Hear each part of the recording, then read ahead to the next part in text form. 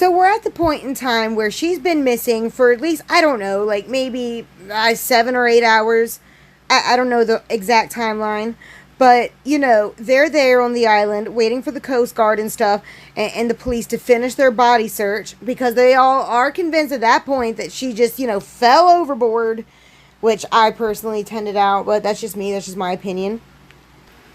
In fact, with all the evidence we have now, I don't even know why we're still even considering that as a possibility, but we'll get to that in a minute. So you can almost imagine the scene, see what I'm saying?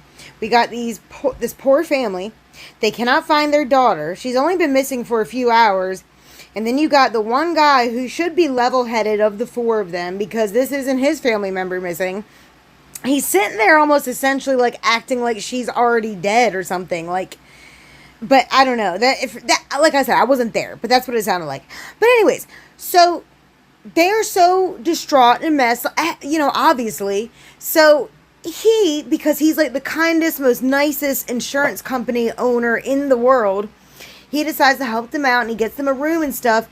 And Amy's mom wanted a priest to pray with them and to help them deal with what they were going through. So Michael McCord, he takes upon himself to make some phone calls and try to find a priest or a pastor to come and talk to them and comfort them and stuff, right?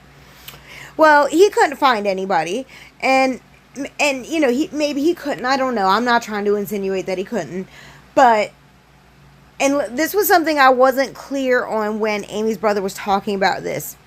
He did at some point manage to get a hold of Scientologists, and it's unclear to me if they came over to talk to them here at this moment or when they got back home a week later.